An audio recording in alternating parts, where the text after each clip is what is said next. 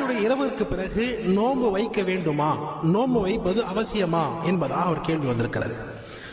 ரஜபுடைய இந்த மாதத்தில் 27ஆம் முறை என்று ரசூல் ஸல்லல்லாஹு அலைஹி வஸல்லம் அவர்கள் மிஅராஜிற்கு சென்றதாக நம் வரலாறுகளை பார்க்கிறோம். இன்ஷா அல்லாஹ் அந்த மிஅராஜுடைய அந்த இரவில் சிறப்பு பயான் செய்யப்பட்டு அந்த மிஅராஜுடைய விளக்கத்தை சரியாக மக்களுக்கு புரிய வைத்து அதற்கு பிறகு திக்ர் மஜ்லிஸ் துஆ நடைபெறும். அல்ஹம்துலில்லாஹ், அது வேற விஷயம். ஆனா நாயகம் ஸல்லல்லாஹு அலைஹி வஸல்லம் அவர்கள் இந்த மிஅராஜுடைய இரவுக்கு பிறகு மறுநாள் வருகிற அந்த பகலில் நோன்பு வைத்தார்களா என்று பார்த்தால் இஸ்லாத்தில் மிஅராஜினுடைய ஒரு தனிப்பட்ட ஒரு சிறப்பு வாய்ந்த நோன்பு என்பது நிச்சயமாக கிடையாது. பராத்ல நம்ம ஒரு நாள் நோன்பு வைக்கிறோம், ஆஷூரால 2 நாட்கள் நோன்பு வைக்கிறோம், ரமதான்ல முழுசா நம்ம நோன்பு வைக்கிறோம். அது ஃபர்து சுன்னத் கடமைகள் வருகிறது.